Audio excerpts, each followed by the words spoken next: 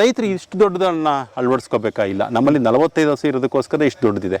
8-10 ಹಸು ಇರುತ್ತೆ ರೈತರ ಮನೆಯಲ್ಲಿ ಅಂದ್ರೆ 4 ರಿಂದ 5 ಜನ ಒಬ್ರು ಮನೇಲಿ ಇದ್ದಾರೆ ಅಂದ್ರೆ ಈ ಮೊದಲನೇ ಬಲೂನ್ ಇದೆಯಲ್ಲ ಇದರ 3ನೇ 1 ಭಾಗದಷ್ಟು ಸಾಕು. ಚಿಕ್ಕದಾಗಿ ಮಾಡ್ಕೋಬಹುದು. ಅದನ್ನ ಮಾಡ್ಕೊಂಡು ಮನೆಗೆ ಆಗುವಷ್ಟು ಇದನ್ನ ಉಪಯೋಗಿಸ್ಕೋಬಹುದು. ಅವ್ರಿಗೆ ತಿಂಗಳಿಗೆ 1,000 ರೂಪಾಯಿ ಅಂತ ನಾವು ಲೆಕ್ಕ ಹಾಕಿದ್ರು ಕೂಡ ಒಂದು LPG ಸಿಲಿಂಡರ್ ಉಳಿತಾಯ ಆಗುತ್ತೆ. ಕಮಿಟಿ ಕಿಚನ್ ಎಕ್ಸ್ಪೆಂಡಿಚರು 11 ಲಕ್ಷ ಇದೆ ಆನ್ ಅವರೇಜು. ಅಂದರೆ ಎಂಪ್ಲಾಯ್ ಕಾಸ್ಟ್ ಆಗಿರ್ಬೋದು, ಗ್ರಾಸರೀಸ್ ಆಗಿರ್ಬೋದು, ತರಕಾರಿಗಳಾಗಿರ್ಬೋದು, ಅಲ್ಲಿಗೆ ಬೇಕಾದ ಸಾಮಗ್ರಿಗಳಾಗಿರ್ಬೋದು ಎಲ್ಲ ಸೇರಿ ಅಷ್ಟಿದೆ. ಪ್ರತಿ ಮೀಲ್ ಕಾಸ್ಟು 55 ರಿಂದ 60 ರೂಪಾಯಿ ಬರುತ್ತೆ ನಮಗೀಗ ಪ್ರೆಸೆಂಟ್ ಎಕ್ಸ್ಪೆಂಡಿಚರ್ ಮೇಲೆ. ಬಟ್ ಯಾವುದೂ ಉಚಿತವಾಗಿ ಕೊಡಬಾರ್ದು ಅನ್ನೋ ದೃಷ್ಟಿಯಿಂದ ನಾವು 10 ರೂಪಾಯಿ ಕಲೆಕ್ಟ್ ಮಾಡಿಕೊಂಡು ಅದನ್ನು ಊಟನ ಎಂಪ್ಲಾಯ್ಸಿಗೆ ಕೊಡ್ತೀವಿ. ಗೆಸ್ಟ್ಗೆ ಮತ್ತು ಕನ್ಸ್ಯೂಮರ್ಸ್ಗೆಲ್ಲ ಫ್ರೀ ಉಚಿತವಾಗಿರುತ್ತೆ. ಯಾರೇ ಬಂದರೂ ಉಚಿತವಾಗಿರುತ್ತೆ. ಎಂಪ್ಲಾಯ್ಸಿಗೆ ಮಾತ್ರ 10 ರೂಪಾಯಿ ಚಾರ್ಜ್ ಮಾಡ್ತೀವಿ. 1.5 ಲಕ್ಷ ರೂಪಾಯಿ ಮಿಷಿನ್ ಅಂತ ಹೇಳಿದ್ರು. ಹೌದು, ಅಷ್ಟು ಮಾಡ್ಕೊಂಡ್ಬಿಟ್ರೆ ಒಂದರಿಂದ ಅದು ಕೆಪಾಸಿಟಿ ಮೇಲೆ ಇರುತ್ತೆ. ಅದು ನೀವು 1 ರಿಂದ 1.5 ಲಕ್ಷ ರೂಪಾಯಿ ಗಂಟೆಗೆ ಎಷ್ಟು ತೆಗಿತೆ ಪ್ರೊಡಕ್ಷನ್ ಅಂತ? ಅದು 1 ಗಂಟೆಗೆ 30 kg ಅಂದ್ರೆ 60% ಎಣ್ಣೆ. ಅಂದ್ರೆ 1 kg ಎಣ್ಣೆಗೆ ಎಷ್ಟು ಹೋಗುತ್ತೆ? ತೊಗರಿ ಇದು ಗಿಟ್ಟಿಗೆ 600 ಗ್ರಾಮ್ ಎಣ್ಣೆ ಸಿಗುತ್ತೆ ನಿಮಗೆ. 1 kg ಗಿಟ್ಟಿಗೆಲ್ಲಿ 600 ಗ್ರಾಮ್ ಎಣ್ಣೆ ಸಿಗುತ್ತೆ. 400 ಗ್ರಾಮ್ ಹಿಂಡಿ ಸಿಗುತ್ತೆ ನಿಮಗೆ. ಅವನು ಈ ಕಾಯಿ ಮಾರೋದ್ರಿಂದ ಮತ್ತು ಎಣ್ಣೆ ಆಗೋದ್ರಿಂದ ಎಷ್ಟು ಪರ್ಸೆಂಟೇಜ್ ಹೆಚ್ಚು ಲಾಭ ಸಿಗುತ್ತೆ? ಆಲ್ಮೋಸ್ಟ್ ಡಬಲ್ ಆಗುತ್ತೆ ನಮಗೆ. ಹೌದಾ? ಆಲ್ಮೋಸ್ಟ್ ಡಬಲ್ ಆಗುತ್ತೆ. ಬರ್ರಿ ಬೀಗ್ರ, ಊಟ ಮಾಡೋಣ. ಬಾಳ್ ಮಂದಾಗ್ಲಿ ತಗೋರಿ. ನಿಮ್ಮ ಬಾಯಾರಿಕೆಯಿಂದ ಹಂಗ ಆಗ್ಲೇವಾ? ಸರ್, ಇದ್ರ ಬಗ್ಗೆ ಹೇಳೋದಾದ್ರೆ ನೋಡಿ, ಡೈರಿ ಅಂತಂತಂದ್ರೆ ಒಂದು ಚಕ್ರ ಇದು. ಹಸುಗಳು ಹುಲ್ ತಿನ್ನತ್ವೆ, ಹಾಲು ಕೊಡತ್ವೆ, ಹಾಲನ್ನ ಮಾರಾಟ ಮಾಡ್ತೀವಿ. ಹಾಲಿನ ಜೊತೆಗೆ ಸಗಣಿ ಮತ್ತೆ ಗಂಜಲನ್ನು ಬರುತ್ತೆ.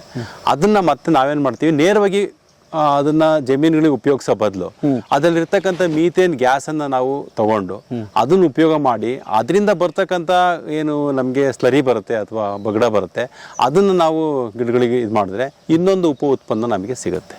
ಸೊ ಅದಕ್ಕೆ ಉದಾಹರಣೆ ನೋಡಿ ಇಲ್ಲಿದೆ. ಈಗ ನೀವೆಲ್ಲ ಅಷ್ಟು ಹಸುಗಳನ್ನ ನಮ್ಮ ಶೆಡ್ಡಲ್ಲಿ ನೋಡಿದ್ರಿ, ಅದ್ರಲ್ಲಿ ಬರ್ತಕ್ಕಂಥ ಸಗಣಿ ಮತ್ತೆ ಗಂಜಲನ್ನ ದೊಡ್ಡದೊಂದು ತೊಟ್ಟಿ ಇದೆ, ಅದರೊಳಗಡೆ ನಾವು ಶೇಖರಣೆ ಮಾಡ್ತೀವಿ. ಕೊಟ್ಟಿಗೆ ತೊಳೆದಿದ್ದ ನೀರು, ಸಗಣಿ, ಗಂಜಲ ಎಲ್ಲದೂ ಕೂಡ ಅಲ್ಲಿ ಶೇಖರಣೆ ಆಗುತ್ತೆ. ಅದಕ್ಕೆ ಇನ್ನೊಂದು ಸ್ವಲ್ಪ ನೀರು ಬಿಟ್ಬಿಟ್ಟು ಅದನ್ನ ನಾವು ಬಗಡ ಮಾಡ್ತೀವಿ. ಅದನ್ನ ಕದ್ರಬಿಟ್ಟು ಬಗಡ ಮಾಡ್ತೀವಿ. ಅದನ್ನ ಇಲ್ಲಿ ಪಂಪ್ ಮಾಡ್ತೀವಿ. ಇಲ್ಲಿ ಪಂಪ್ ಮಾಡಿ ಯಾವುದು ಕೂಡ ನಾವು ಕೈಯಲ್ಲಿ ಹೊತ್ತಾಕೋಂತ ಪ್ರಶ್ನೆ ಇಲ್ಲ. ಇಲ್ಲಿ ಎಲ್ಲದೂ ಕೂಡ ಮೆಕನೈಸ್ಡ್. ಇಲ್ಲಿ ಟೆಕ್ನಾಲಜಿನ ಅಳವಡಿಸ್ಕೊಂಡಿದೀವಿ.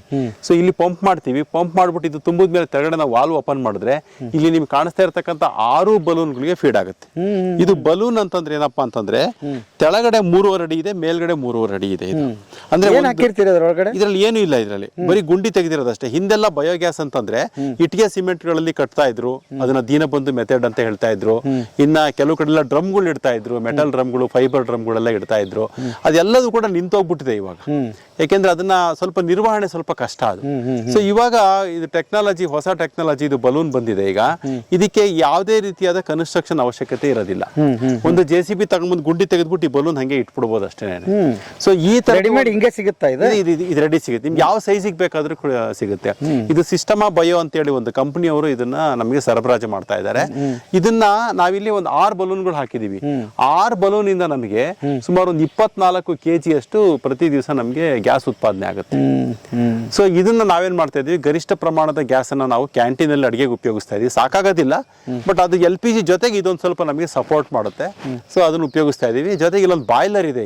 ಇಲ್ಲಿರ್ತಕ್ಕಂಥ ಹಾಲ್ ಕರಿ ಯಂತ್ರನೆಲ್ಲ ಸ್ವಚ್ಛಗೊಳಿಸೋದಕ್ಕೆ ಅಂತ ಹೇಳಿ ಅದನ್ನ ಕ್ಲೀನ್ ಮಾಡೋದಕ್ಕೆ ಬಿಸಿನೀರು ಬೇಕು ನಮಗೆ. ಆ ಬಿಸಿನೀರಿಗೋಸ್ಕರ ನಾವು ಈ ಗ್ಯಾಸ್ ಅನ್ನು ಉಪಯೋಗಿಸ್ತಾ ಇದೀವಿ. ಜೊತೆಗೆ ಇಲ್ಲಿಂದ ಇನ್ನೊಂದು ಅನುಕೂಲ ಏನಪ್ಪಾ ಅಂತಂದ್ರೆ ಇದರಿಂದ ಆಚೆ ಬರ್ತಕ್ಕಂಥ ಸ್ಲರಿ ಏನಿದೆಯಲ್ವಾ ಅದನ್ನ ನಾವು ನೇರವಾಗಿ ಮೇವುಗಳಿಗೆ ಕೊಡ್ತೀವಿ. ಸೊ ಅದು ಮೇವುಗಳು ಅಂದ್ರೆ ತೋಟಕ್ಕೆ ಯಾವುದೇ ರೀತಿಯಾದ ಬೆಳೆ ಆಗಿರ್ಬೋದು, ಅಥವಾ ತೋಟಗಾರಿಕೆ ಬೆಳೆ ಆಗಿರ್ಬೋದು, ಅಥವಾ ಹಣ್ಣಿನ ಬೆಳೆ ಆಗಿರ್ಬೋದು, ಅಥವಾ ಮೇವು ಆಗಿರ್ಬೋದು, ಮೇವುಗಳಿಗೆ ಇದನ್ನ ಕೊಡ್ತೀವಿ. ಇದು ಯಾವಾಗಲೂ ಕೂಡ ನಮ್ಗೆ ಆಚೆ ಬರ್ತಾನೆ ಇರುತ್ತೆ. ಇದು ಬಂದೆಲ್ಲ ಈ ಒಂದು ತೊಟ್ಟಿಲಿ ಸಂಗ್ರಹಣೆ ಆಗುತ್ತೆ. ಈ ತೊಟ್ಟಿಗೆ ಒಂದು ಪಂಪ್ ಇಟ್ಟಿದೀವಿ ನಾವು. ಈ ಪಂಪನ್ನ ನಾವು ಸಬ್ಮರ್ಸಿಬಲ್ ಪಂಪ್, ಅದು ಅದಕ್ಕೆ ಸ್ಲರಿ ಪಂಪ್ ಅಂತಲೇ ಬರುತ್ತೆ ಬೇರೆ. ಅದನ್ನ ನಾವೇನ್ ಮಾಡ್ತೀವಿ, ಕನೆಕ್ಟ್ ಮಾಡಿದ್ರೆ ಪೈಪ್ಗೆ ನೇರವಾಗಿ ಮೇವುಗಳಿಗೆ ಫೀಡ್ ಆಗುತ್ತೆ. ಸೊ ಇಲ್ಲಿ ಏನಾಗುತ್ತೆ, ರೈತರಲ್ಲಿ ಇನ್ನೊಂದು ನಮ್ಗೆ ನಾವೇನ್ ಗಮನಿಸ್ತೀವಿ ಅಂತಂದ್ರೆ ಗೊಬ್ಬರ ಮಾಡೋದು.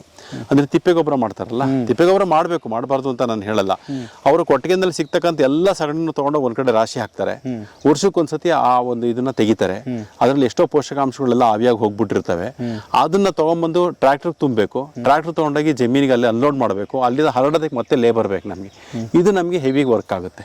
ಸೊ ಮತ್ತೆ ಇದ್ರಲ್ಲೂ ಕೂಡ ನಾವೀಗ ಸ್ಮಾರ್ಟ್ ವರ್ಕ್ ಏನಪ್ಪಾ ಅಂತಂದ್ರೆ ಇದನ್ನ ದ್ರವರೂಪಿಯಾಗಿ ಕನ್ವರ್ಟ್ ಮಾಡೋದು. ದ್ರವರೂಪಿ ಗೊಬ್ಬರನ ಮೋಟ್ರ್ ಮುಖಾಂತರ ಪಂಪ್ ಮಾಡೋದು. ಪಂಪ್ ಮಾಡಿದಾಗ ಅದು ನೇರವಾಗಿ ಗಿಡಗಳಿಗೆ ದೊರಕುತ್ತೆ, ಬೇರ್ಗೆ ಹೋಗ್ಬಿಟ್ಟು ಬೇರಿಗೆ ಹೊಟ್ಟೋಗುತ್ತೆ. ನೀವು ದ್ರವರೂಪಿಯಾಗಿ ಕೊಟ್ರೆ ಅದರಲ್ಲಿ ಯಾವುದೇ ರೀತಿಯಾದ ಪೋಷಕಾಂಶಗಳು ಹಾಳಾಗೋದಿಲ್ಲ. ನೀವು ಘನವಾಗಿ ಕೊಟ್ರೆ ಅದನ್ನ ಸಾಲಿಡ್ ಫಾರ್ಮಲ್ಲಿ ಕೊಟ್ಟಾಗ ಏನಾಗುತ್ತೆ ಅಂತಂದ್ರೆ ಅದು ಬಿಸಿಲಿಗೆ ಮತ್ತು ಗಾಳಿಗೆ ಎಕ್ಸ್ಪೋಸ್ ಆದಾಗ ಅದರಲ್ಲಿ ಇರ್ತಕ್ಕಂಥ ಸಾರಜನಕ ಅಮೋನಿಯಾ ಏನಿರುತ್ತಲ್ವ ಅದೆಲ್ಲ ಎವಾಪರೇಟ್ ಆಗಿ ಹೋಗ್ಬಿಟ್ಟಿರುತ್ತೆ, ಪೋಷಕಾಂಶಗಳು ಕೊರತೆ ಆಗುತ್ತೆ ಅದರಲ್ಲಿ. ಸೊ ಇದು ಒಂದು ರೀತಿಯಲ್ಲಿ ನಮಗೆ ರೈತರಿಗೆ ಅನುಕೂಲ. ಸೊ ಅದಕ್ಕೆ ನಾವೇನು ಮಾಡಿದ್ರೆ ರೈತರಿಗೆ ಇಷ್ಟು ದೊಡ್ಡದನ್ನ ಅಳವಡಿಸ್ಕೋಬೇಕಾಗಿಲ್ಲ. ನಮ್ಮಲ್ಲಿ 45 ಹಸು ಇರೋದಕ್ಕೋಸ್ಕರ ಇಷ್ಟು ದೊಡ್ಡದಿದೆ. 8-10 ಹಸು ಇರುತ್ತೆ ರೈತರ ಮನೆಯಲ್ಲಿ ಅಂದರೆ 4ರಿಂದ 5 ಜನ ಒಬ್ರು ಮನೇಲಿ ಇದ್ದಾರೆ ಅಂದರೆ ಈ ಮೊದಲನೇ ಬಲೂನ್ ಇದೆಯಲ್ಲ ಇದರ 3ನೇ 1 ಭಾಗದಷ್ಟು ಸಾಕು. ಚಿಕ್ಕದಾಗಿ ಮಾಡ್ಕೋಬಹುದು. ಅದನ್ನ ಮಾಡ್ಕೊಂಡು ಮನೆಗೆ ಆಗುವಷ್ಟು ಇದನ್ನ ಉಪಯೋಗಿಸ್ಕೋಬಹುದು. ಅವ್ರಿಗೆ ತಿಂಗಳಿಗೆ 1,000 ರೂಪಾಯಿ ಅಂತ ನಾವು ಲೆಕ್ಕ ಹಾಕಿದ್ರು ಕೂಡ ಒಂದು LPG ಸಿಲಿಂಡರ್ ಉಳಿತಾಯ ಆಗುತ್ತೆ. ಅಡಿಗೆಗೆ, ತಿಂಡಿಗೆ, ಮತ್ತೊಂದಿಗೆ ಎಲ್ಲದಕ್ಕೂ ಕೂಡ ಅವನು ಈ ಗ್ಯಾಸನ್ನು ಉಪಯೋಗಿಸ್ಕೋಬಹುದು. ಹಂಗಾರೆ ಈ ಭಾಗದಲ್ಲಿ ಈಗ ಇದನ್ನ ನೋಡಿ ಹೋದವರು ಗೊಬ್ಬರ ಕಡಿಮೆ ಮಾಡಿ ನಮ್ಮಲ್ಲಿ ಇರ್ತಕ್ಕಂಥ ಆಲ್ಮೋಸ್ಟ್ ಅಕ್ಷಯಕಲ್ಪ ರೈತರು ಎಲ್ಲರೂ ಕೂಡ ಈ ಬಯೋಗ್ಯಾಸ್ನ ಅಳವಡಿಸ್ಕೊಂಡಿದ್ದಾರೆ. ಇನ್ನೊಂದಿಷ್ಟು ಜನ ಬಾಕಿ ಇದ್ದಾರೆ. ನಾವು ಹಂತವಾಗಿ ಒಂದೊಂದು ಬ್ಯಾಚಲ್ಲಿ ಅವ್ರಿಗೆ ಬಯೋಗ್ಯಾಸ್ನ ಸಿಸ್ಟಮ್ ಬಯೋ ಸಂಸ್ಥೆ ಮುಖಾಂತರ ಅವ್ರಿಗೆ ಇದನ್ನ ಮಾಡಿಸ್ಕೊಡ್ತಾ ಇದೀವಿ. ಓಕೆ, ಹಂಗಾದ್ರೆ ಇದು ಬಹಳ ಒಳ್ಳೇದು ಸರ್, ತುಂಬಾ ಒಳ್ಳೇದು. ಆ ಗೊಬ್ಬರ ಅಲ್ಲ, ನನಗೆ ಬಹಳ ಇಷ್ಟ ಆಗಿದ್ದೇನೆಂದ್ರೆ ಒಂದು ಪೋಷಕಾಂಶಗಳು ಎಲ್ಲ ಹೋಗುತ್ತೆ, ಅದ್ರ ಜೊತೆಗೆ ಲೇಬರು ಸರ್, ಲೇಬರ್ ಉಳಿತಾಯ ಆಗುತ್ತೆ, ಬಹಳ ಇಂಪಾರ್ಟೆಂಟ್, ತುಂಬಾ ಇಂಪಾರ್ಟೆಂಟ್. ಮನೇಲಿ ಜನಗಳಿಲ್ಲ ಜಾಸ್ತಿ, ಹೊರಗಡೆ ಲೇಬರ್ ಸಿಗ್ತಾ ಇಲ್ಲ, ಇರೋದು ಒಬ್ಬರೋ ಇಬ್ಬರೇ ಇರ್ತಾರೆ.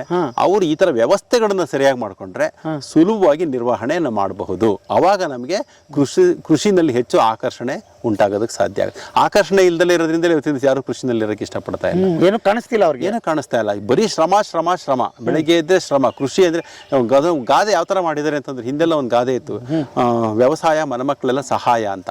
ಅದನ್ನ ಸಹಾಯ ಮಾಡಕ್ ಬಿಟ್ಟಿದ್ದಾರೆ. ವ್ಯವಸಾಯ ಮನೆಮಕ್ಕಳೆಲ್ಲ ಸಹಾಯ ಅಂತ ಹೇಳ್ತಾರೆ. ಅಂದ್ರೆ ಸಹಾಯದೇ ಅದು, ಅದಕ್ಕೋಸ್ಕರ ನಮಗೆ ಅದು ಬೇಡ ಅನ್ನೋ ಇದಕ್ಕೆ ಬಂದ್ಬಿಟ್ಟಿದ್ದಾರೆ ಧೋರಣೆಗೆ.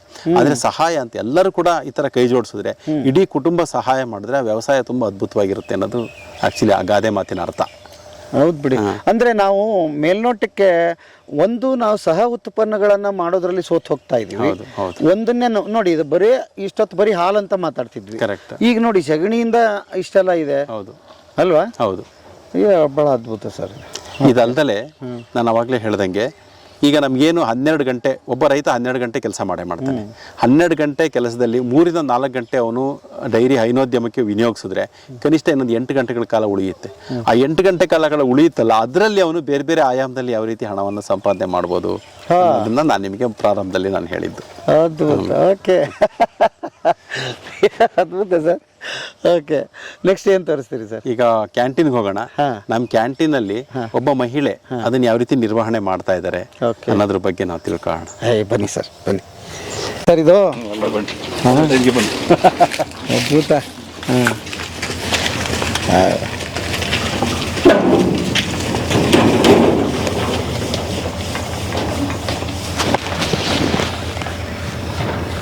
ಈ ಸಂಸ್ಥೆನಲ್ಲಿ 100 ಜನ ಕೆಲಸ ಮಾಡ್ತಾರೆ. ಅವ್ರಿಗೆಲ್ಲ ಊಟದ ವ್ಯವಸ್ಥೆ ಆಗಬೇಕು. ಇದು ಒಂದು ತುಂಬ ರಿಮೋಟ್ ಪ್ಲೇಸ್ ಅಂತ ಹೇಳ್ತೀವಲ್ಲ, ಅಂಥ ಕಡೆ ಇರ್ತಕ್ಕಂಥ ಸಂಸ್ಥೆ. ಇದು ಸುತ್ತಮುತ್ತ ಯಾವುದೇ ಹತ್ತಿರದಲ್ಲಿ ನಿಮ್ಗೆ ಯಾವುದೇ ಊರಾಗಲಿ, ಹೋಟೆಲ್ ಆಗಲಿ, ಮತ್ತೊಂದಾಗಲಿ ಯಾವುದೂ ಇಲ್ಲ. ಸೊ ಇಲ್ಲಿ ಬರ್ತಕ್ಕಂಥವ್ರಿಗೆ ಒಂದು ಊಟದ ವ್ಯವಸ್ಥೆ ಬೇಕು. ಆಮೇಲೆ ಇದೇ ಥರ ಗೆಸ್ಟ್ಗಳು ಬರ್ತಾ ಇರ್ತಾರೆ. ಇದನ್ನು ನೋಡ್ತೀವಿ, ಗ್ರಾಹಕರು ಬರ್ತಾ ಇರ್ತಾರೆ, ರೈತರುಗಳು ತರಬೇತಿಗೆ ಬರ್ತಾ ಇರ್ತಾರೆ, ಸುಮಾರು ಬೇರೆ ಬೇರೆ ಕಂಪ್ನಿಗಳಿಂದೆಲ್ಲ ಸುಮಾರು ಜನಗಳು ಬರ್ತಾ ಇರ್ತಾರೆ. ಸೊ ಅವ್ರಿಗೆಲ್ಲ ಒಂದು ಊಟದ ವ್ಯವಸ್ಥೆ ಆಗಬೇಕು. ಸೊ ಇದಕ್ಕೆ ನಾವು ಇಲ್ಲೊಂದು ಕಮ್ಯುನಿಟಿ ಕಿಚನ್ ಮಾಡಿದ್ದೀವಿ. ಕಮ್ಯುನಿಟಿ ಕಿಚನ್, ಅದನ್ನು ಕ್ಯಾಂಟೀನ್ ಅಂತ ಹೇಳಲ್ಲ, ಕಮ್ಯುನಿಟಿ ಕಿಚನ್. ಅಲ್ಲಿ ಬಂದರೆ ಯಾವುದೇ ರೀತಿಯಾದ ಭೇದ ಭಾವ ಇಲ್ಲ, ಎಲ್ಲರೂ ಕೂಡ ಒಟ್ಟಿಗೆ ಕೂತು ಊಟ ಮಾಡ್ತಕ್ಕಂಥದ್ದು ಒಂದು ಜಾಗ ಅದು. ಸೊ ಆ ಜಾಗದ ಆ ಒಂದು ಕ್ಯಾಂಟೀನ್ ನಿರ್ವಹಣೆ ಮಾಡ್ತಾ ಇರೋದು ಯಾರಪ್ಪ ಅಂದರೆ ನಮ್ಮ ಇಲ್ಲಿನ HR ಆಗಿರೋ ಪೂರ್ಣಿಮಾ ಅವರು. ಸೊ ಪೂರ್ಣಿಮಾ ಅವರು ಇಲ್ಲಿ ಸುಮಾರು ವರ್ಷಗಳಿಂದ ಇಲ್ಲಿ ಕೆಲಸ ಮಾಡ್ತಾ ಇದ್ದಾರೆ. ಸೊ ಇನ್ನು ಮುಂದಕ್ಕೆ ಆ ಕ್ಯಾಂಟೀನ್ ಯಾವ ರೀತಿ ನಾನು ನಿರ್ವಹಣೆ ಮಾಡ್ತಾ ಇದ್ದೀನಿ, ಇಲ್ಲಿ ಎಷ್ಟು ಜನ ಊಟ ಮಾಡ್ತಾರೆ ಅನ್ನೋದ್ರ ಬಗ್ಗೆ ಎಲ್ಲ ಮಾಹಿತಿ ನಿಮಗೆ ಕೊಡ್ತಾ ಹೋಗ್ತಾರೆ. ನಾನು ಇಲ್ಲಿ ಕಳೆದ 5.5 ವರ್ಷದಿಂದ ಅಕ್ಷಯಕಲ್ಪದಲ್ಲಿ ಕೆಲಸ ಮಾಡ್ತಿದ್ದೀನಿ ಸರ್. ಅವಾಗಿಂದನೂ ನಮ್ಮ ಕಮ್ಯುನಿಟಿ ಕಿಚನ್ ಅನ್ನು ನೋಡ್ಕೊತಾ ಇದ್ದೀನಿ. ನಾನಂತೂ ನಿನ್ನೆಯಿಂದ ಊಟ ಮಾಡ್ತಾ ಇದ್ದೀನಿ. ಅದು ಎಷ್ಟು ಥ್ಯಾಂಕ್ಸ್ ಹೇಳಿದ್ರು ಸಾಲದು. ಎಷ್ಟು ಅದ್ಭುತವಾಗಿ ಹೈಜಿನಿಕ್ ಆಗಿ ಮತ್ತು ಜೀರ್ಣ ಆಗುವಂಗೆ ಊಟ ಮಾಡಿದ್ದೇ ಗೊತ್ತಾಗಿಲ್ಲ. ಮತ್ತೆ ಮತ್ತೆ ಊಟ ಮಾಡ್ಬೇಕಂತ ಅನ್ಸುತ್ತೆ. ಹೇಗಿದು ನಿಮ್ಗೆ ಹಿನ್ನೆಲೆ ಫುಡ್ದು? ಅಂದರೆ ರಘುರಾಮ್ ಸರ್ ಹೇಳ್ದಂಗೆ ಇಲ್ಲಿ ಸುತ್ತಮುತ್ತ ಯಾವುದು ಲೋಕಲ್ ಹೋಟೆಲ್ಸ್ ಆಗಲಿ ಹತ್ರದಲ್ಲಿ ಊಟದ ವ್ಯವಸ್ಥೆ ಆಗಲಿ ಇಲ್ಲ. ಹತ್ತತ್ರ 350ರಿಂದ 400 ಜನ ಎಂಪ್ಲಾಯೀಸ್ ಇಲ್ಲಿ ಕೆಲಸ ಮಾಡ್ತಾರೆ. ಎಂಪ್ಲಾಯೀಸ್ ಆಗ್ಬೋದು, ಸೆಕ್ಯೂರಿಟಿ ಆಗ್ಬೋದು, ಬೇರೆ ಥರದ ವೆಂಡರ್ಸ್ ಆಗ್ಬೋದು, ಎಲ್ಲರೂ 350-400 ಜನ ಇಲ್ಲಿ ಇರ್ತಾರೆ ಪ್ರತಿದಿನನೂ. ಅವ್ರಿಗೆಲ್ಲ ಒಂದು ವ್ಯವಸ್ಥೆ, ಊಟದ ವ್ಯವಸ್ಥೆ ಆಗಬೇಕು ಅನ್ನೋದಕ್ಕೋಸ್ಕರ ಈ ಒಂದು ಕಮ್ಯುನಿಟಿ ಕಿಚನ್ ಶುರುವಾಗಿತ್ತು. ನಾನು ಬರೋದಕ್ಕೂ ಮೊದಲೇ ಶುರುವಾಗಿತ್ತು. ನಾನು ಬಂದಾಗಿಂದನೂ ನಾನು ಅದನ್ನು ವ್ಯವಸ್ಥಿತವಾಗಿ ನೋಡ್ಕೊಂಡು ಬರ್ದಿದ್ದೀವಿ. ಮತ್ತೊಂದೇನೆಂದರೆ ನಮ್ಮಲ್ಲಿ ಬೆಳಗ್ಗೆಯಿಂದ ಶುರುವಾಗಿದ್ದು ರಾತ್ರಿ ಆಪ್ರೇಷನ್ಸ್ ಎಲ್ಲ ಇರುತ್ತೆ. ಎಲ್ಲ ಥರದ ಶಿಫ್ಟಲ್ಲೂ ವರ್ಕರ್ಸ್ ಕೆಲಸ ಮಾಡ್ತಿರ್ತಾರೆ, ನಮ್ಮ ಎಂಪ್ಲಾಯೀಸ್ಗಳು ಕೆಲಸ ಮಾಡ್ತಿರ್ತಾರೆ. ಅಂದರೆ ಬೇಕು ಅಂದಾಗ ಸಿಗಬೇಕು ಅಂದರೆ ನಮ್ಮ ಕಿಚನಲ್ಲಿ ಅಷ್ಟೇ ಸಿಗೋಕ್ಕೆ ಸಾಧ್ಯ. ಅದಕ್ಕೋಸ್ಕರ ಇದನ್ನು ವ್ಯವಸ್ಥಿತವಾಗಿ ಮಾಡಿದ್ದೀವಿ. ದಿನದಲ್ಲಿ ಈಗ ಸರಾಸರಿ ಒಂದು 750ರಿಂದ 800 ಊಟ, ಬೆಳಗ್ಗೆ ತಿಂಡಿ ಆಗ್ಬೋದು, ಮಧ್ಯಾಹ್ನ ಊಟ ಆಗ್ಬೋದು, ರಾತ್ರಿ ಊಟ ಆಗ್ಬೋದು, ನಾವು ಸರ್ವ್ ಮಾಡ್ತಾ ಬಂದಿದ್ದೀವಿ. ಆನ್ ಅವರೇಜ್ ಪ್ರತಿ ತಿಂಗಳು 23,000 24,000 3 ಟೈಮಿಂದ ಹೋಲ್ ಮಂತಲ್ಲಿ ಅಷ್ಟು ಊಟನ ನಾವು ಒದಗಿಸ್ಕೊಡ್ತೀವಿ. ಎಲ್ಲ ಎಂಪ್ಲಾಯೀಸ್ಗಾಗ್ಬೋದು, ವೆಂಡರ್ಸ್ಗಾಗ್ಬೋದು, ಕನ್ಸ್ಯೂಮರ್ಸ್ ಗ್ರಾಹಕರಿಗಾಗ್ಬೋದು ಮಾಡ್ತಿದ್ದೀವಿ.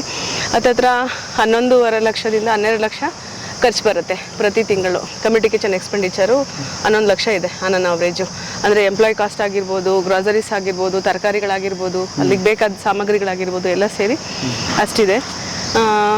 ಒಂದು 12-13 ಜನ ಕಿಚನಲ್ಲಿ 13 ಜನ ಎಂಪ್ಲಾಯೀಸು ಕೆಲಸ ಮಾಡ್ತಿದ್ದಾರೆ. 2 ಶಿಫ್ಟ್ ನಡೆಸ್ತೀವಿ. ಬೆಳಗ್ಗೆ ಮಧ್ಯಾಹ್ನ ಶಿಫ್ಟ್ಸ್ ಇರುತ್ತೆ. ಅದರಲ್ಲಿ ಎಂಪ್ಲಾಯೀಸು ಶಿಫ್ಟಲ್ಲಿ ಯಾವುದೇ ರೀತಿ ತೊಂದರೆ ಆಗದ ರೀತಿ ಕೆಲಸ ಮಾಡ್ಕೊಂಡು ಹೋಗ್ತಾರೆ.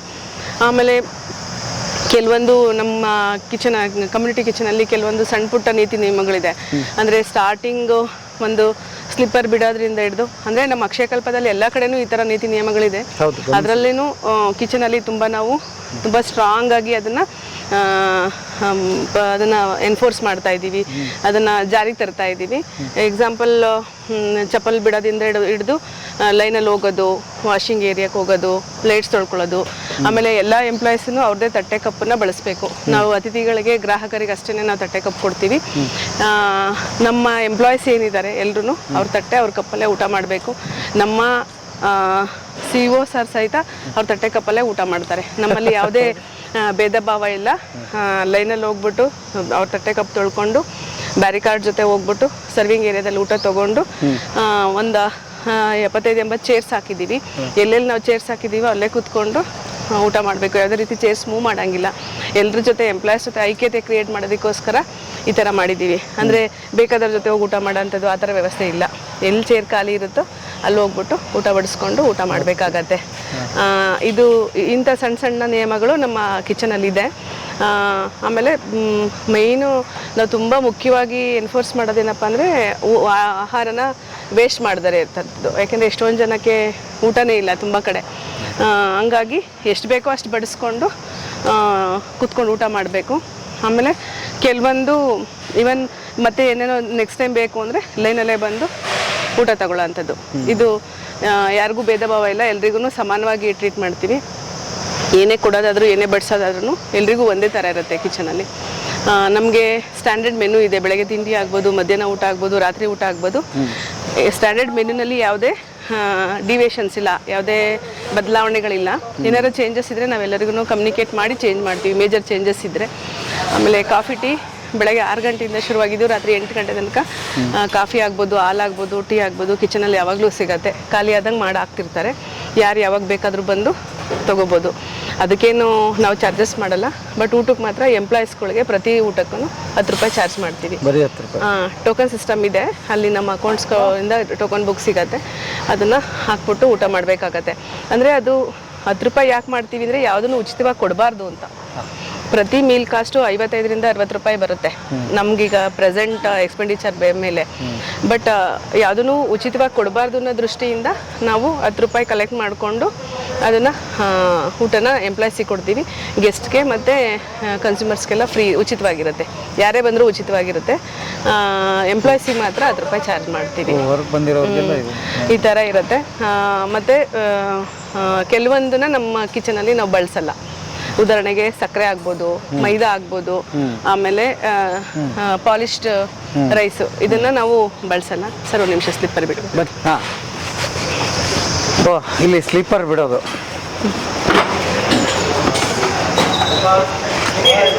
ಓಕೆ, ಹಾಂ, ನಾನು ವಿಶೇಷವಾಗಿ ಎಲ್ಲ ಕಡೆ ಗಮನಿಸಿದ್ದೀನಿ ಇದನ್ನು, ಹಾಂ ಸರ್. ಸ್ಲಿಪ್ಪರ್ ಬಿಟ್ಬಿಟ್ಟೆ ಹೋಗುವಂಥದ್ದು. ಹಾಂ, ಓಕೆ. ಹಾಂ, ಸಕ್ಕರೆ ಆಗ್ಬೋದು, ಮತ್ತು ಮೈದಾ, ಪಾಲಿಶ್ಡ್ ರೈಸ್ನ ನಾವು ಬಳಸಲ್ಲ ನಮ್ಮ ಕಿಚನಲ್ಲಿ. ಬೆಲ್ಲ, ಆರ್ಗ್ಯಾನಿಕ್ ಬೆಲ್ಲದ ಪುಡಿನ ಬಳಸ್ತೀವಿ. ಕಾಫಿಗಾಗ್ಬೋದು, ಟೀಗಾಗ್ಬೋದು, ಬೆಲ್ಲ ಹಾಲಿಗಾಗ್ಬೋದು. ಮತ್ತು ಪ್ರತಿ ವಾರನೂ ಒಂದೊಂದು ಸ್ವೀಟ್ಸ್ ಇರುತ್ತೆ. ಪ್ರತಿ ಶುಕ್ರವಾರ ನಾವು ಸಿಹಿ ಏನಾದರೂ ಮಾಡ್ತೀವಿ ಎಂಪ್ಲಾಯೀಸ್ಗಳಿಗೆ. ಈವನ್ ಅದನ್ನು ಏನೇ ಸ್ವೀಟ್ ಮಾಡಿದ್ರೂ ಸಹಿತ ನಾವು ಬೆಲ್ಲ ಉಪಯೋಗಿಸೇ ಮಾಡೋವಂಥದ್ದು ಸರ್. ನಾವೇನೂ ಯಾವುದೇ ರೀತಿ ಸಕ್ಕರೆ ಅಂತೂ ಬಳಸಲ್ಲ. ಆಮೇಲೆ ಹೊರಗಡೆಯಿಂದ ನಾವೇನೂ ತರಲ್ಲ ಸರ್, ಯಾವುದೂ ನಮ್ಮ ಕಿಚನಲ್ಲೇ ಇನ್ನೌಸಲ್ಲೇ ಮಾಡಿ ಕೊಡ್ತೀವಿ. ಆಮೇಲೆ ಇದು ಅಷ್ಟೇ, ಆಯಿಲು, ಎಣ್ಣೆನೂ ಅಷ್ಟೇ, ನಾವು ರಿಫೈಂಡ್ ಆಯಿಲ್ ಬಳಸಲ್ಲ. ನಮ್ಮದೇ ಕೊಕೊನಟ್ ಆಯಿಲ್ ಎಕ್ಸ್ಟ್ರಾಕ್ಟ್ ಮಾಡ್ತೀವಿ ನಮ್ಮದ್ರಲ್ಲೇ, ಅದನ್ನು ಬಳಸ್ತೀವಿ. ಸ್ವಲ್ಪ ದುಬಾರಿ ಆಗುತ್ತೆ ಅದು, ಕಂಪ್ಯಾರಿಟಿವ್ಲಿ ತುಂಬ ಕಾಸ್ಟ್ಲಿ ಅದು, ಆದ್ರೂ ಹೆಲ್ತಿಗೆ ಒಳ್ಳೆಯದು ಅಂತ ನಾವು ಕೊಕೊನಟ್ ಆಯಿಲ್ನೇ ಕಿಚನಲ್ಲಿ ಎಲ್ಲದಕ್ಕೂ, ತಿಂಡಿಗೆ, ಅಡುಗೆಗೆ ಎಲ್ಲದಕ್ಕೂ ಅದನ್ನೇ ಬಳಸ್ತೀವಿ. ಆಮೇಲೆ ತರಕಾರಿನೂ ಅಷ್ಟೇ, ಯಾವುದೇ ತರಕಾರಿ ಆಚೆಯಿಂದ ತರಲ್ಲ. ನಮ್ಮ R&Dನಲ್ಲೇ ಬೆಳೆಯೋಂಥ ತರಕಾರಿಗಳನ್ನ ಇಲ್ಲೇ ಬೆಳಿತೀವಿ. ಇಲ್ಲೇ ಆಗ್ಬೋದು, ನಮ್ಮ ದೇವರ ಕಡನಲ್ಲಿ ಆಗ್ಬೋದು ಬೆಳಿತೀವಿ. ಆಮೇಲೆ ಭೂಮಿ ಅಂತ ಒಂದು ಇದಿದೆ ಸರ್, ಅವರು ಆರ್ಗ್ಯಾನಿಕಲ್ಲಿ ಬೆಳೀತಾರೆ. ಅವರು ಭೂಮಿ NGO ಇದೆ, ಅವ್ರು ನಮಗೆ ಸ್ವಲ್ಪ ತರಕಾರಿಗಳನ್ನ ನಮ್ಮಲ್ಲಿ ಏನಿರಲ್ವೋ ಅವರು ನಮ್ಮ ಜೊತೆ ಟೈಪ್ ಆಗಿದೆ, ಅವರು ಬೆಳೆದು ಕೊಡ್ತಾರೆ ಇಲ್ಲೇ ನಮ್ಮ ಬೇರೆ ಇದರಲ್ಲೆಲ್ಲ. ಅದನ್ನ ನಾವು ಬಳಸ್ತೀವಿ ನಮ್ಮ ಕಿಚನಲ್ಲಿ. ನಮ್ಮಲ್ಲಿ ಸಾಲದಿದ್ರೆ, ನಮ್ಮ R&Dಸಿಂದ ಸಾಲಿಲ್ಲ ಅಂದರೆ ಅಲ್ಲಿಂದ ತಂದು ಬಳಸ್ತೀವಿ. ಮಿಕ್ಕಿದೆಲ್ಲನೂ ಇಲ್ಲೇ R&Dಗಳನ್ನಲ್ಲೇ ಸಿಗುತ್ತೆ. ಈ ಥರ ಎಲ್ಲ ಮಾಡಿ ನಮ್ಮ ಕಿಚನಲ್ಲಿ ಅಡುಗೆ ಮಾಡಿ ಬೆಳಗ್ಗೆ, ಮಧ್ಯಾಹ್ನ, ರಾತ್ರಿ ಕೊಡ್ತೀವಿ. ಮತ್ತು ಒಟ್ಟು ಲಾಭದ ಉದ್ದೇಶ ಅಲ್ಲ, ಇಲ್ಲ ಸರ್ವಿಸ್ ಆಗಿರಬೇಕು. ಎಂಪ್ಲಾಯಿಗೆ ಹಂಗಲ್ಲ ಸರ್, ಎಂಪ್ಲಾಯಿಗೆ ಒಂದು ಬೇಸಿಕ್ ವ್ಯವಸ್ಥೆನ ಒದಗಿಸ್ಕೊಡ್ಬೇಕು ಅನ್ನೋದಷ್ಟೇ ನಮ್ಮ ಕಮ್ಯುನಿಟಿ ಕಿಚನ್ ಉದ್ದೇಶ. ಇದರಲ್ಲಿ ಯಾವುದೂ ಲಾಭದ ಮಾತಿಲ್ಲ, ಅಂಶ ಇಲ್ಲ ಸರ್. ಅಂದರೆ ಅವರಿಗೆ ಹೆಲ್ದಿ ಫುಡ್ಡು, ಈಗಿನ ಆರೋಗ್ಯ ಪರಿಸ್ಥಿತಿಗಳು ನೋಡಿಬಿಟ್ರೆ ಎಲ್ಲರಿಗೂ ತುಂಬ ಕಷ್ಟ ಇದೆ. ಅದಕ್ಕೋಸ್ಕರ ಈ ಥರದ್ದೇ ಊಟ ಕೊಡಬೇಕು ಅಂತ ನಮ್ಮ CO ಇನ್ಸ್ಟ್ರಕ್ಷನ್ ಇರೋದ್ರಿಂದ ಬೇಕು ಅಂತ ಇದನ್ನೇ ನಾವು ಎನ್ಫೋರ್ಸ್ ಮಾಡ್ಕೊಂಡು ಬರ್ತಿದ್ದೀವಿ. ಅಂದರೆ ದಿನ ಕಳೆದಂಗೆ ಸುಧಾರಿಸಿದೆ ಸರ್. ಮೊದಲಿದ್ದಂಗೂ ಇವಾಗೂ ಇನ್ನೂ ಇಂಪ್ರೂವ್ ಮಾಡ್ಕೊಂಡು ಬರ್ತಾ ಇದ್ದೀವಿ. ಇನ್ನೂ ಮಾಡೋದಿದೆ ತುಂಬ, ಬಟ್ ಇದು ತುಂಬ ಆರೋಗ್ಯಕ್ಕೆ ಒಳ್ಳೆಯದು ಅನ್ನೋ ದೃಷ್ಟಿಯಿಂದ ನಾವು ಇದನ್ನೇ ಕೊಡ್ತಿದ್ದೀವಿ. ಹಾಲು, ಮೊಸರು ಎಲ್ಲ ನಮ್ಮದೇ ಇರುತ್ತೆ ಇಲ್ಲಿ. ನಿಮ್ಮ ಮೊಸರಂತೂ ಅದ್ಭುತವಾಗಿತ್ತು. ಪ್ರತಿಯೊಂದು ಎಲ್ಲ ಮಾಡ್ತೀವಿ ಸರ್. ಓಕೆ. ಹಾಂ, ಆಮೇಲೆ ಫುಡ್ ವೇಸ್ಟ್ ಎಲ್ಲಾನು ಬೇಸಿಕ್ ಸಣ್ಣ ಫುಡ್ ವೇಸ್ಟ್ ಏನಿರುತ್ತೆ ಈ ಬಕೆಟಲ್ಲಿ ಹಾಕ್ತಾರೆ. ಹ್ಯಾಂಡ್ ವಾಶ್ ಮಾಡೋ ಹತ್ರ, ಹ್ಯಾಂಡ್ ವಾಶ್ ಮಾಡೋದಕ್ಕೂ ಮುಂಚೆ ಎಲ್ಲ ಹಾಕ್ಬಿಟ್ಟು, ಇಲ್ಲಿ ಪ್ಲೇಟ್ ವಾಶ್ ಮಾಡೋದಕ್ಕೂ ಮುಂಚೆ ಈ ಬಕೆಟಲ್ಲಿ ಹಾಕಿ ಮಾಡ್ತಾರೆ. ಮತ್ತೆ ಅದನ್ನ ಎಗೈನ್ ಮತ್ತೆ ನಾವು ಕಂಪೋಸ್ಟ್ ಮಾಡ್ತೀವಿ ಸರ್. ವೇಸ್ಟ್ ಕಂಪೋಸ್ಟ್ ಅದನ್ನ ಮತ್ತೆ ನಮ್ಮ R&Dsಗೆ 3 months 4 months ಒಂದ್ಸತಿ R&Dಗೆ ಕೊಡ್ತೀವಿ. ತುಂಬ ಒಳ್ಳೆ ಉತ್ತಮವಾದ ಗೊಬ್ಬರ ಆಗತ್ತೆ ಅಲ್ಲಿಂದ. ಅದನ್ನು ಸಹಿತ ನಾವು ನಮ್ಮ R&Dಗಳಿಗೆ ಬಳಸ್ಕೋತೀವಿ, ಕಿಚನ್ ವೇಸ್ಟಿಂದ ಬಂದಂಥ ಕಾಂಪೋಸ್ಟನ್ನು. ಓಕೆ.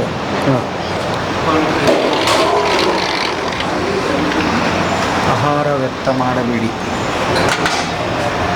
ಹಿಂಗೆಲ್ಲ ನಿಮ್ದು ಹಾಕ್ಬಿಟ್ಟಿರ್ತೀರಾ? ಸ್ಟ್ಯಾಂಡರ್ಡ್ ಮೆನು ಇರುತ್ತೆ, ಸಸ್ಯಾಹಾರಿ ಮಾತ್ರ ಯಾವಾಗಲೂ? ಹಾಂ ಸರ್. ಹಾಂ, ಓಕೆ. ಹಾಂ,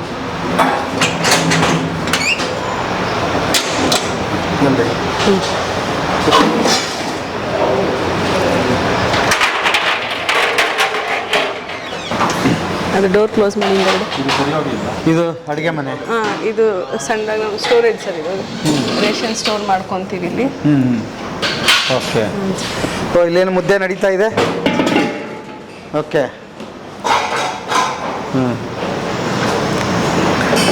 ಸೂಪರ್.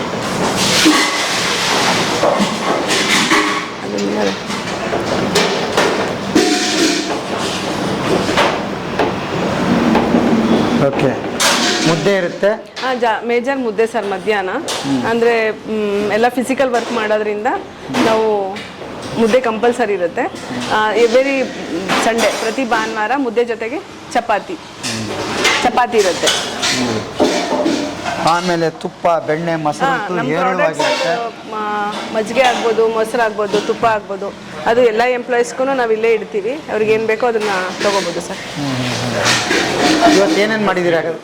ಪ್ರತಿ ಶುಕ್ರವಾರ, ವಾರಕ್ಕೊಂದು ದಿವಸ? ಪ್ರತಿ ಶುಕ್ರವಾರ ಸ್ವೀಟ್ ಇರುತ್ತೆ ಸರ್. ಓಕೆ. ಇವತ್ತು ಏನೇನು ಮಾಡಿದ್ದೀರಿ? ಇವತ್ತು ಓಕೆ. ಇವತ್ತು ಮುದ್ದೆ ಇದೆ ಸರ್, ಮುದ್ದೆ ಪ್ರತಿದಿನನೂ ಇರುತ್ತೆ. ಓಕೆ. ಆಮೇಲೆ ಮಿಕ್ಸ್ ಪಲ್ಯ ಇದೆ, ಹಾಂ ಮತ್ತೆ ಬೆಂಡೆ ಫ್ರೈ ಇದೆ, ಹಾಂ ಮತ್ತೆ ಕೋಸಂಬರಿ ಇದೆ, ಓಕೆ. ಮತ್ತೆ ಉಪ್ಪಿನಕಾಯಿ ಮಜ್ಜಿಗೆ ಮೊಸರು ಎಲ್ಲ ಮ್ಯಾಂಡೇಟ್ರಿ ಇರುತ್ತೆ ಸರ್. ಮೊಸರಂತ ಅದ್ಭುತವಾಗಿ ಉಪ್ಪಿನಕಾಯಿ ಇದೆ ಸರ್.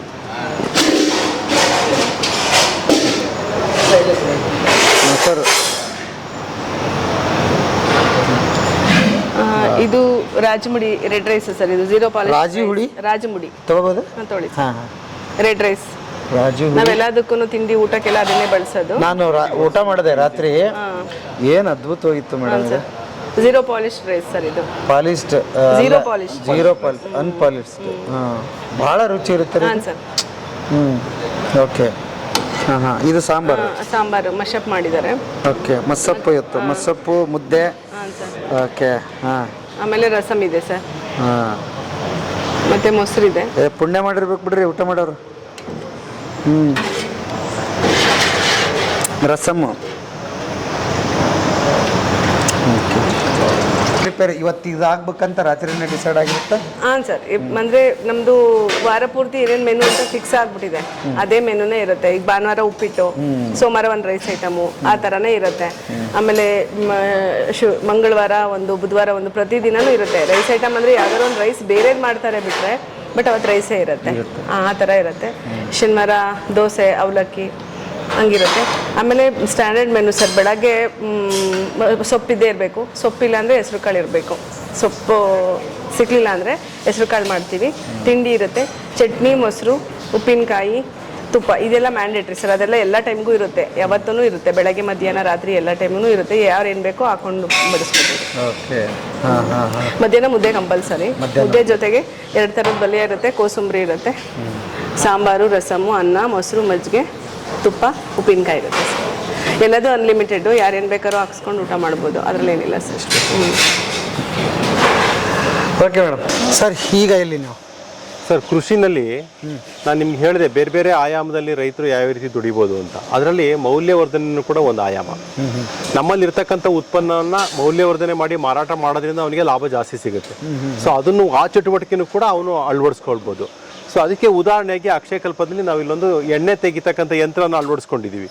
ಇಲ್ಲಿ ನಮ್ಮದು ಇದೆಲ್ಲ ತೆಂಗಿನ ಸೀಮೆ. ಸೊ ತೆಂಗು ಜಾಸ್ತಿ ಇಲ್ಲಿ ನಾವು ಬೆಳಿತೀವಿ. ಸೊ ತೆಂಗು ನಮ್ಮ ಮುಖ್ಯವಾದಂಥ ಉತ್ಪನ್ನ.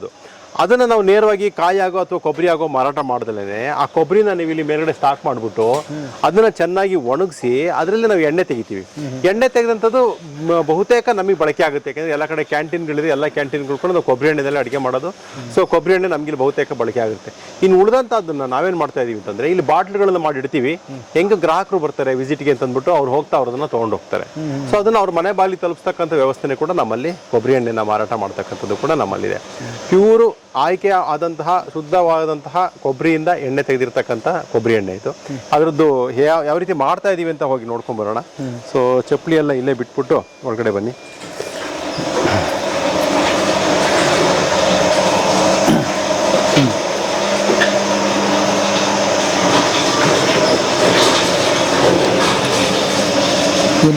ಇದು ಕೊಬ್ಬರಿ ಎಣ್ಣೆ, ಅಕ್ಷಯ ಕಲ್ಪದ ಕೊಬ್ಬರಿ ಎಣ್ಣೆ. ಪ್ಯೂರ್ ಕೊಬ್ಬರಿಯಿಂದ ಎಣ್ಣೆ ತೆಗೆದಿರ್ತಕ್ಕಂಥ. ರುಚಿ ನೋಡಿ, ಕುಡೀರಿ. ಕೊಬ್ಬರಿ ತಿನ್ನಂಗೆ ಇದೆ ಅಲ್ವಾ? ಅದ್ಭುತವಾದ ರುಚಿ ಇರ್ತಕ್ಕಂಥದ್ದು ಕೊಬ್ಬರಿ ಎಣ್ಣೆ. ಇದರಲ್ಲಿ ನೋಡಿ, ಈ ತರ ನಾವು ಚೂರುಗಳನ್ನ ಮಾಡಿ ಆಯ್ಕೆ ಮಾಡಿ ಕೊಬ್ಬರಿಗಳನ್ನ ಯಾವುದೇ ರೀತಿಯಾದಂತಹ ಅದರಲ್ಲಿ ಕೆಟ್ಟೋಗಿರ್ತಕ್ಕಂಥ ಕೊಬ್ಬರಿಗಳನ್ನ ತೆಗೆದುಬಿಟ್ಟು ಶುದ್ಧವಾಗಿರ್ತಕ್ಕಂಥದ್ದು, ರುಚಿಯಾಗಿರ್ತಕ್ಕಂಥ ಕೊಬ್ಬರಿನ ತೆಗೆದು ಅದನ್ನ ಪೀಸ್ ಮಾಡಿ ಅದನ್ನ ಇಲ್ಲಿ ಕಾಣಿಸ್ತಾ ಇದೆಯಲ್ಲ ಎಕ್ಸ್ಪಿಲ್ಲರ್ಗೆ ಹಾಕ್ಬಿಟ್ಟು ನಾವು ಎಣ್ಣೆ ತೆಗಿತೀವಿ. ಆ ಎಣ್ಣೆ ತೆಗೆದ ನಂತರ ಈ ತರ ಹಿಂಡಿ ಬರುತ್ತೆ ಅದರಲ್ಲಿ. ಈ ಹಿಂಡಿನೂ ಕೂಡ ಎಡಿಬಲ್ಲು. ಇದರಲ್ಲಿ ಸಿಹಿ ತಿಂಡಿ ಮಾಡ್ಬೋದು, ಚಟ್ನಿಗೆ ಉಪಯೋಗಿಸ್ಬೋದು. ನಮ್ಮ ಕ್ಯಾಂಟೀನಲ್ಲೂ ಕೂಡ ಇದನ್ನ ಅಡುಗೆಗೆಲ್ಲಾದ್ರೂ ಕೂಡ ಈ ಕೊಬ್ಬರಿ ಹಿಂಡಿನ ಉಪಯೋಗಿಸ್ತೀವಿ. ಇನ್ನು ಉಳಿದಂಥ ಹಿಂಡಿನ ನಾವು ಹಸುಗಳಿಗೆ ಏನು ಆಹಾರವಾಗಿ ಕೊಡ್ತೀವಲ್ವಾ, ಅದರಲ್ಲಿ ಮಿಶ್ರಣ ಮಾಡಿ ಕೊಡ್ತೀವಿ ನಾವು. ಇದನ್ನ ಹಿಂಡಿನೂ ಕೂಡ ತಿನ್ಬೋದು.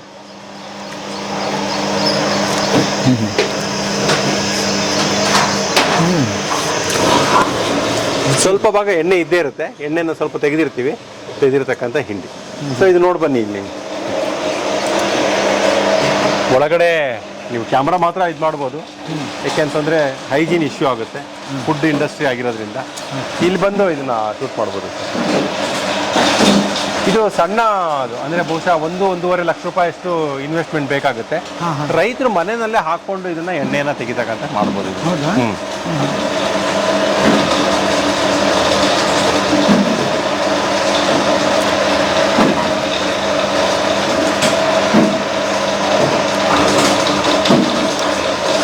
ನೋಡಿ ಇದು ಈ ರೀತಿ ಬಾಟ್ಲಿಂಗ್ ಮಾಡ್ತೀವಿ ಇಲ್ಲಿ.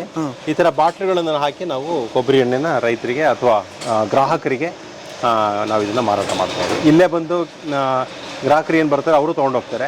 ಸೊ ಇದನ್ನ ನೀಟಾಗಿ ಪ್ಯಾಕ್ ಮಾಡಿ ನಾವು ಅವ್ರ ಮನೆ ಬಾಗಿಲಿಗೆ ತಲುಪಿಸ್ತಕ್ಕಂಥ ವ್ಯವಸ್ಥೆ ಕೂಡ ನಮ್ಮಲ್ಲಿ. ಈಗ ಕೊಬ್ಬರಿ ಎಣ್ಣೆ ಅಂದ್ರೆ ಪ್ಯೂರ್ ಅಂತ ಹೇಳಿದ್ರಿ, ಹೌದು. ಇದರಲ್ಲಿ ಮಿಕ್ಸು ಬರೋ ಸಾಧ್ಯತೆಗಳಿದೆಯಾ? ಖಂಡಿತ ಸುಮಾರು ಅಡಲ್ಟ್ರೇಷನ್ ಬರುತ್ತೆ ಅಂತ ಹೇಳ್ತಾರೆ. ಬೇರೆ ಬೇರೆ ರಾಸಾಯನಿಕಗಳನ್ನ ಬಳಸ್ತಾರೆ, ಪೆಟ್ರೋಲಿಯಂ ಪ್ರಾಡಕ್ಟ್ ಬಳಸ್ತಾರೆ ಕೊಬ್ಬರಿ ಎಣ್ಣೆಯಲ್ಲಿ ಅಂತ ಹೇಳ್ತಾರೆ. ಅಕ್ಷಯ ಕಲ್ಪದಲ್ಲಿ ಮಾತ್ರ ನಾವು ಶುದ್ಧವಾದ ಕೊಬ್ಬರಿಯಿಂದ ತೆಗೆದಂಥ ಎಣ್ಣೆನ ಮಾತ್ರ ನಾವು ಇಟ್ಕೊಡ್ತಾ ಇರೋದು. ಇದರಲ್ಲಿ ಲಾರಿಕ್ ಆಸಿಡ್ ಅಂಶ ಜಾಸ್ತಿ ಇರೋದ್ರಿಂದ ದೇಹಕ್ಕೆ ಅದಕ್ಕೆ ರೋಗ ನಿರೋಧಕ ಶಕ್ತಿಯನ್ನು ಹೆಚ್ಚಿಸುತ್ತೆ ಈ ಕೊಬ್ಬರಿ ಎಣ್ಣೆ. ಇದು ನೈಸರ್ಗಿಕವಾಗಿ ಡ್ರೈ ಆಗಿರ್ತಕ್ಕಂಥ ಕೊಬ್ಬರಿ ಇದು. ನಾವು ಯಾವುದೇ ಆರ್ಟಿಫಿಷಿಯಲ್ ಟೆಂಪರೇಚರ್ ಕೊಟ್ಬಿಟ್ಟು ಡ್ರೈ ಮಾಡಿರ್ತಕ್ಕಂಥದ್ದಲ್ಲ. ಹೌದು ನೋಡಿ, ಈ ಬಲ್ತಂತ ಕೊಬ್ಬರಿನ ಕಾಯನ್ನ ಇಲ್ಲಿ ಮೇಲ್ಗಡೆ ಹಾಕ್ತಿವಿ. ಬಲ್ತಂತ ಕಾಯನ್ನ ಕಿತ್ಬಿಟ್ಟು ಅಥವಾ ಆರಿಸ್ಕೊಂಡು ಬಂದು ಇದ್ರ ಮೇಲ್ಗಡೆ ಹಾಕ್ತಿವಿ. ಇದು ಬಾಲ್ ಕೊಬ್ಬರ ಆಗುತ್ತೆ. ಉಂಡೆ ಕೊಬ್ಬರಿ ಅಂತ ಹೇಳ್ತೀವಲ್ವಾ, ಉಂಡೆ ಕೊಬ್ಬರಿಯಾಗ ಆಗುತ್ತೆ. ಆ ಉಂಡೆ ಕೊಬ್ಬರಿ ಒಂದು ನಿಮಿಷ ತಗೊಂಡ್ಬಂದು ತೋರಿಸ್ತೀನಿ. ಉಂಡೆ ಇಲ್ಲ, ಗಿಟ್ಗಿಲ್ಲ. ಹೌದಾ? ಹಾಫೇ ಕೊಡೋದು ನೋಡಿ. ಈ ತರ ಕೊಬ್ಬರಿ ಆಗುತ್ತೆ ಇದು, ಬಾಲ್ ಕೊಬ್ಬರ. ಇದು ಉಂಡೆ ಇರುತ್ತೆ, ಅದನ್ನ ಕಟ್ ಮಾಡಿರ್ತಾರೆ. ಯಾಕೆಂದ್ರೆ ಅದನ್ನ ಗುಣಮಟ್ಟ ಖಾತ್ರಿ ಪಡಿಸ್ಕೊಳ್ಳೋಕ್ಕೋಸ್ಕರ ಕಟ್ ಮಾಡಿರ್ತೀವಿ ನಾವು. ಸೊ ಇದನ್ನ ಮತ್ತೆ ಚೂರುಗಳನ್ನಾಗಿ ಮಾಡ್ತೀವಿ. ಇದು ಆಗೋದಕ್ಕೆ ಅಟ್ಟದ ಮೇಲ್ಗಡೆ ಅದು ಕನಿಷ್ಠ ಅಂದ್ರೆ 9 ತಿಂಗಳು ಕಾಯ್ಬೇಕು ನಾವು. 9 ತಿಂಗಳು ಅದ್ರ ಮೇಲೆ ಬಿಟ್ರೆ ಅದು ನೈಸರ್ಗಿಕವಾಗಿ ಈ ಮಟ್ಟಕ್ಕೆ ಬರುತ್ತೆ. ಒಳಗಡೆ ಇರ್ತಕ್ಕಂಥ ತೇವಾಂಶ ಎಲ್ಲ ಆವಿಯಾಗಿ ಇದು ಒಣಕೊಬ್ಬರಿಯಾಗಿ ಮಾರ್ಪಡುತ್ತೆ. ಇದು ಈ ಒಣಕೊಬ್ಬರಿಯನ್ನ ಸುಲಿದ್ಬಿಟ್ಟು ಆ ಮೊಟ್ಟೆ ಸಿಪ್ಪೆ ತೆಗೆದು ಅದನ್ನ ಒಡೆದು ಅದನ್ನ ಮತ್ತೆ ಚೂರು ಮಾಡಿ ಇಲ್ಲಿ ಪೀಸ್ ಮಾಡ್ತಾ ಇದ್ದಾರೆ ನೋಡಿ. ಈ ತರ ಪೀಸ್ಗಳನ್ನ ಮಾಡಿ ಇದನ್ನ ಇನ್ನೂ ಮತ್ತೆ ಅಲ್ಲಿ ನಮ್ದೊಂದು ಯಂತ್ರ ಇದೆ, ಅದ್ರೊಳಗಡೆ ಹಾಕ್ಬಿಟ್ರೆ ಸಣ್ಣ ಸಣ್ಣ ತುಂಡುಗಳಾಗುತ್ತೆ. ಅದನ್ನ ಅಲ್ಲಿ ಬಿಸಿಲಲ್ಲಿ ಅದನ್ನ ಒಣಗಿಸ್ತೀವಿ ಆ ತರ.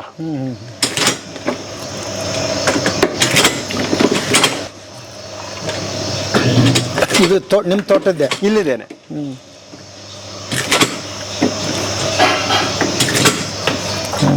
ಮತ್ತೆ ಇನ್ನು ಸಣ್ಣ ಸಣ್ಣ ತುಂಡುಗಳನ್ನ ಮಾಡಿ ಅಲ್ಲಿ ಆ ಬಿಸಿಲಲ್ಲಿ ಅದನ್ನು ಒಣಗಿಸ್ತಾ ಇದೀವಿ. ಆ ರೀತಿ ಒಣಗಿದ ಮೇಲೆ ಚೆನ್ನಾಗಿ ಒಣಗಿದ ನಂತರ ಅದರಲ್ಲಿ ನಾವು ಎಣ್ಣೆಯನ್ನ ತೆಗಿತೀವಿ.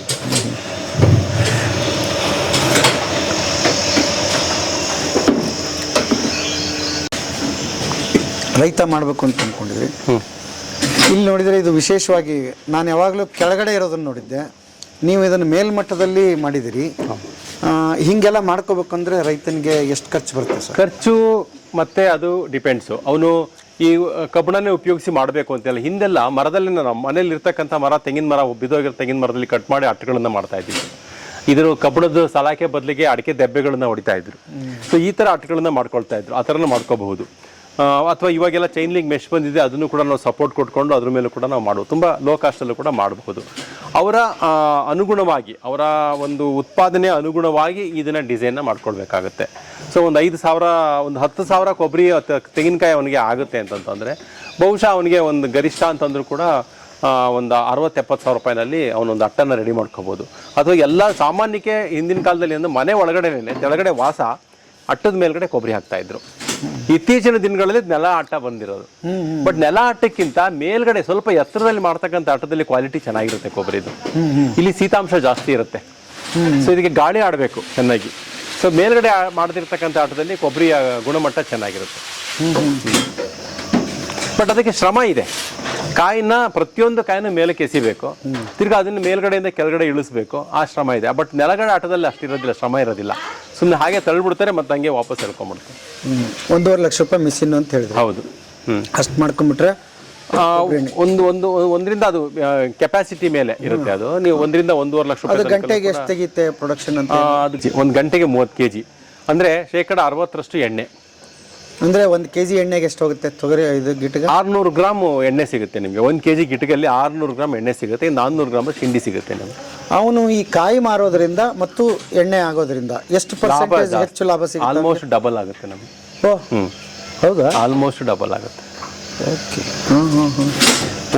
ಈಗ 1 kg ಕೊಬ್ಬರಿಗೆ ನಮಗೆ ಇವತ್ತಿನ ರೇಟು ಅಂತಂದರೆ 180 ರೂಪಾಯಿ ಇದೆ ರೈತರಿಗೆ ಸಿಗ್ತಕ್ಕಂಥದ್ದು. 180 ರೂಪಾಯಿ ಇದೆ ಸೊ 1 kg-ನಲ್ಲಿ 600 ಗ್ರಾಮ್ನಷ್ಟು ಎಣ್ಣೆ ಸಿಗುತ್ತೆ ನಮಗೆ. ಸೊ 600 ಗ್ರಾಮು ಇವತ್ತು ಎಣ್ಣೆ ನಾವಿಲ್ಲಿ ಮಾರಾಟ ಮಾಡ್ತಾ ಇರೋದು 400 ರೂಪಾಯಿ 1 kg-ಗೆ ನಾವು ಎಣ್ಣೆನ ಮಾರಾಟ ಮಾಡ್ತಾ ಇದ್ದೀವಿ. ಸೊ ಅವನಿಗೆ 600 ಗ್ರಾಮ್ಗೆ ಅವನಿಗೆ ಏನಿಲ್ಲ ಅಂತಂದ್ರೂ ಕೂಡ 200 ರೂಪಾಯಿ ತನಕಲ್ಲೂ ಕೂಡ 200 ರೂಪಾಯಿ ಮೇಲೆ ಸಿಗುತ್ತೆ. ಅದಲ್ಲದೆ ಹಿಂಡಿ ಸಿಗುತ್ತೆ, ಹಿಂಡಿಗೂ ಕೂಡ ಬೆಲೆ ಇರುತ್ತೆ. ಹಿಂಗೆ ಸಹ ಉತ್ಪನ್ನಗಳನ್ನ ಮಾಡಿ ಮಾರಾಟ ಮಾಡುವಂತದ್ದಾದ್ರೆ ಮಾರುಕಟ್ಟೆ ಅವನ ಮನೆಗೆ ಬರುತ್ತೆ. ಇಲ್ಲ ಅಂದ್ರೆ ಇವನು ಮಾರುಕಟ್ಟೆ ಹುಡುಕೊಂಡು ಹೋಗ್ಬೇಕು. ಇಷ್ಟು ವ್ಯತ್ಯಾಸ ಇದೆ. ನೀನ್ ರಾ ಮಟೀರಿಯಲ್ ಮಾಡ್ತೀನಿ ಅಂದ್ರೆ ಮಾರ್ಕೆಟ್ ನಾನೇ ಹುಡುಕೊಂಡು ಹೋಗ್ಬೇಕು. ನಾನು ಮೌಲ್ಯವರ್ಧನೆ ಮಾಡ್ತೀನಿ ಅಂತಂದ್ರೆ ನಮ್ಮ ಮನೆ ಬಾಗಿಲಿಗೆ ಬರುತ್ತೆ ಮಾರ್ಕೆಟ್. ಎಷ್ಟು ಸಿಂಪಲ್ ಇದೆ ನೋಡಿ ಸರ್. ಒಂದು 2 ವರ್ಡ್ ಅಲ್ಲಿ ತುಂಬಾ ಡಿಫ್ರೆನ್ಸ್ ಇದೆ. ಅದನ್ನ ಮಾಡೋದು ಎಲ್ಲರೂ ಕಲಿಬೇಕು ಅಂತ ಹೇಳ್ತೀನಿ. ಅಕ್ಷಯ ಕಲ್ಪ ಅದನ್ನ ಮಾಡ್ತಾ ಇದೆ. ಮೌಲ್ಯವರ್ಧನೆ ಮಾಡೋದ್ರ ಬಗ್ಗೆ ಹೆಚ್ಚಿನ ಮಹತ್ವವನ್ನು ಕೊಡ್ತಾ ಇದೆ. ಇಲ್ಲಿ ಎಲ್ಲಾ ಪ್ರಾಡಕ್ಟ್ ಹಂಗೆ ಆಗ್ತಿದೆ. ಖಂಡಿತ ನೋಡಿ, ಮೌಲ್ಯವರ್ಧನೆ ಇಲ್ದರೆ ಯಾವುದೂ ಆಗಲ್ಲ. ಒಂದು ಉದಾಹರಣೆಗೆ ನಾವು ಸಗಣಿನೇ ತಗೊಳ್ಳೋಣ. ಸಗಣಿ ಗೊಬ್ಬರ ಅಲ್ಲ, ಅದನ್ನ ಮೌಲ್ಯವರ್ಧನೆ ಮಾಡಿದ್ರೆ ಮಾತ್ರ ಗೊಬ್ಬರ.